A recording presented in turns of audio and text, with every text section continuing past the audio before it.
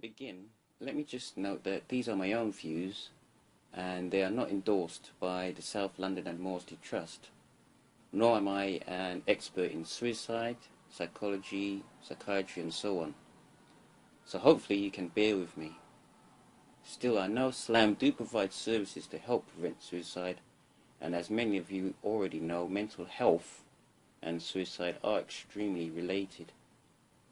Especially if someone is suffering from severe depression, anxiety, addiction, or addiction abuse, schizophrenia, and many other mental illnesses that can be closely related, which I've not mentioned here.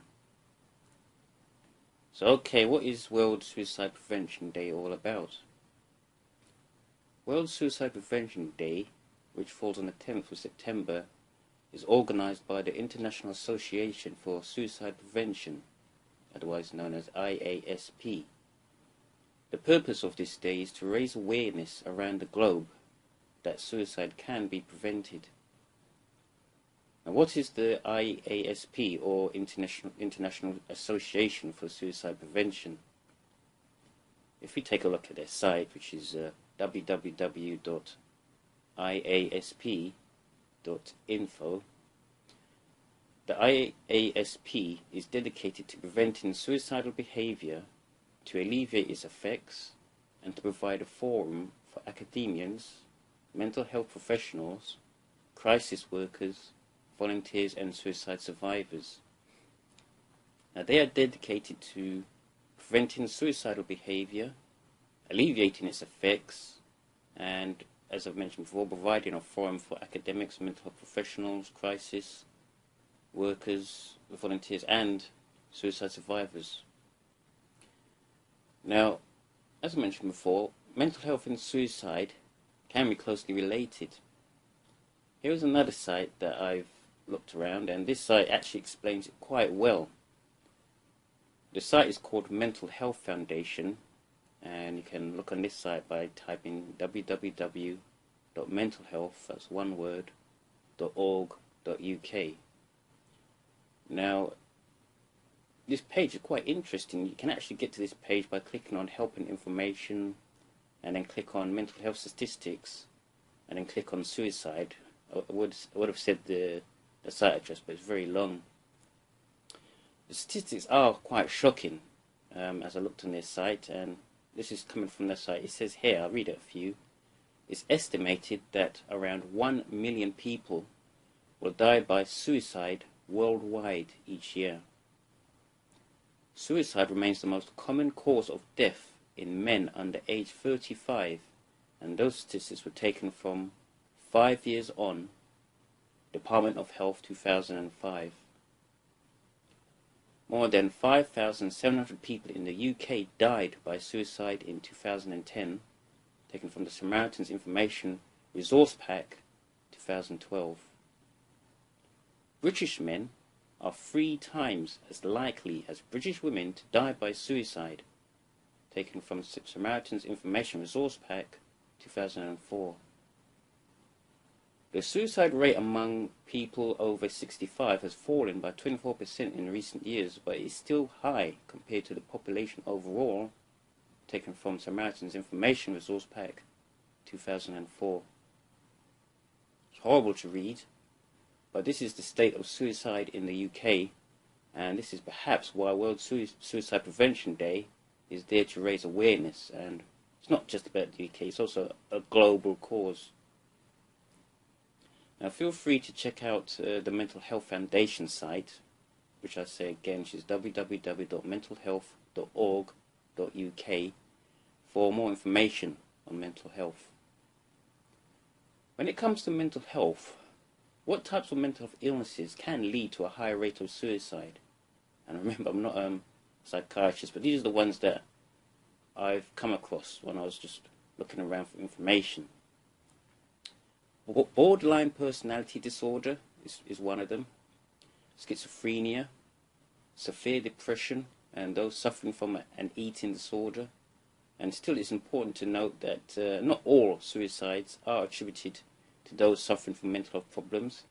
Those experiencing loss, isolation, bullying, financial problems, drug addiction, homelessness, relationships, and so on and so on. It is a pretty depressing list. So we must ask ourselves, what can be done? A lot of what can be done to combat suicide seems to be down to spreading information and educating the public about the problem. I took some of these tasks and activities from the International Association for Suicide Prevention's site. And if I just quickly go through maybe 2 or 3 of the lists here, what they recommend, they state here that people can ask their politicians to make relevant announcements, release policies, or make supportive statements on World Suicide Prevention Day. People can hold depression awareness events in public places, distribute leaflets, posters, and other written information, raise awareness of suicide, or do a blog. In fact, one site I've actually come across, because I tend to go on Facebook quite a lot, is this site called Mental Health Support 24/7. And what I noticed is what they were holding is they're actually holding a suicide prevention awareness day at a particular time. Now this Facebook page is, as I said before, it's called Mental Health Support 24/7, and is run by Samantha Barley in honour of a friend who unfortunately committed suicide. Other things that people could do would be just to create a video about suicide prevention, hold conferences, on open days, educational seminars, or public lectures and panels. Now on that note, I did some digging around and noticed that SLAM actually have been involved on that last activity. Now I came across the King's College London site and found that they have created a group called Summit, which stands for the Suicide, Self-Harm and Mortality Interest Group at King's Health Partners. Now, you can actually check out their site, which is www.kcl.ac.uk. Their site address is quite long, so I think the best way to get to that particular page on Summit is to go to Google and type KCL space Summit, which is spelled as SUMMIT. Now, Summit is a forum to bring together academics, clinicians, service user researchers, and other stakeholders from the Institute of Psychiatry, King's College London, Guy's, St Thomas, and King's College Hospitals, and South London and Maudsley NHS Foundation Trust. Summit was founded by Dr. Rena Dutter in 2012, along with a core group of colleagues, Dr. Sheen Cross, William Lee, Paul Moran, and Dennis Origin. Now, every 2 months, they organise a seminar which can be a presentation of research findings or ideas that could take a format of a journal club or involve an invited internal or external speaker. Their aim is to encourage an exchange of ideas and collaborations across King's Health Partners in the areas of suicide, self-harm, and mortality research, and clinical service innovation, delivery, and evaluation. Now, their meeting was on Monday the 17th June 2013, and the speaker then was Leisha Ashton, a PhD student, speaking on the topic of suicidal behaviours in South-East London. I'm sure there's a much more going on in and around South-East London to combat suicide, and around London and the UK in general. But this is one of them that I found quickly on the internet. Now, in order to try and keep this audio blog short, the question people tend to ask is, what can you do if you or someone you love or someone you perhaps know is feeling suicidal? Well, if you are feeling suicidal, or at least need to talk to someone, and this is in the UK, you can ring the Samaritans on 08457 909090. I'll repeat that, 08457 909090. Remember that it's no shame to reach out and ask for help.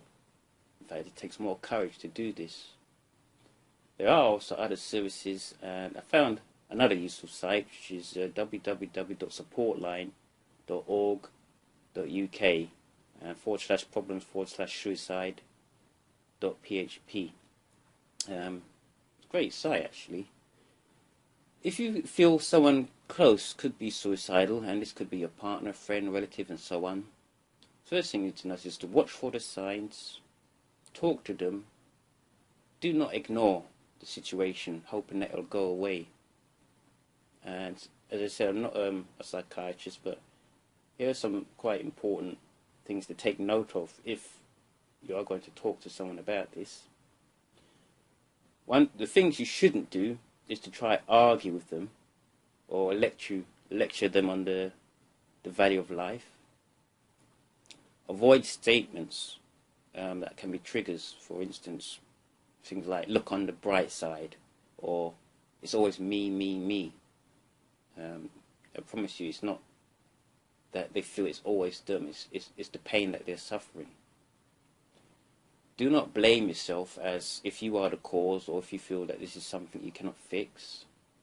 And avoid being asked to be confidential about the situation, because someone's life might be at stake and you may need to speak to a mental health professional.